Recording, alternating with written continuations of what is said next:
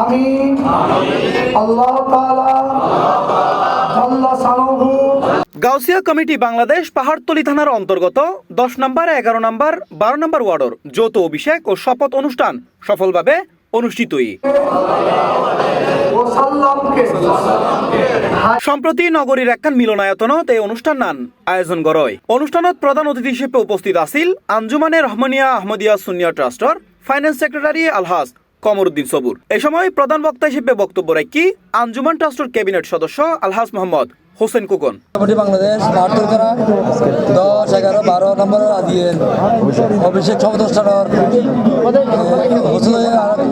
আনন্দ এবং এই 3 ওয়ার্ডের যারা আর এই উদ্যোগের রোয়ানে বাচ্চারা ব্যাক করে মোবারকবাদ জানায় যে আর যে ব্যাক করে যারা মিলেমিশে হাম করতে পারি এবং হুজুর কেবলা দরবারের কমিটি প্রত্যেক ঘরে ঘরে ইউনিট ওয়ার্ড এবং মসজিদ ভিত্তিক ওয়ার্ড কমিটি ইউনিট কমিটি আর গরিবেলায় তারা নির্দেশনা দিই ইনশাল্লাহ এবং তারা ইনশাল্লাহ ইয়াং গরিয়ে সাকসেসফুল এবং তাহার এবং বেগমান করিবে।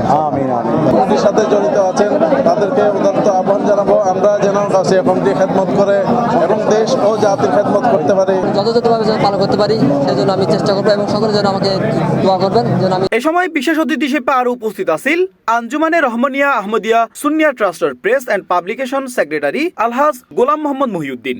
অনুষ্ঠানত সভাপতিত্ব করে গাউসিয়া কমিটি বাংলাদেশ পাহাড়তলী থানার সভাপতি আলহাজ ইদ্রিস মোহাম্মদ নুরুল হুদা। করোনাকালে সহযোগিতা, বিএমডিতে সহযোগিতা এবং সিলেটের বন্যাতে সহযোগিতা সহ সকল কার্যক্রমে অংশগ্রহণ করে যে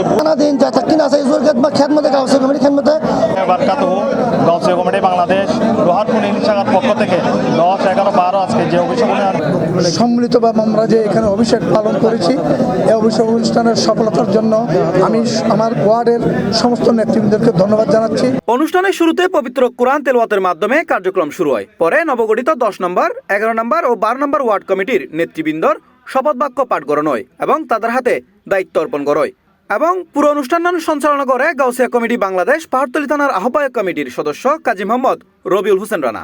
অনুষ্ঠান শেষে দেশ, জাতি ও সংগঠনের সার্বিক কল্যাণ কামনা করি বিশেষ মুনাজাতের মাধ্যমে শেষ হয় আনুষ্ঠানিকতা।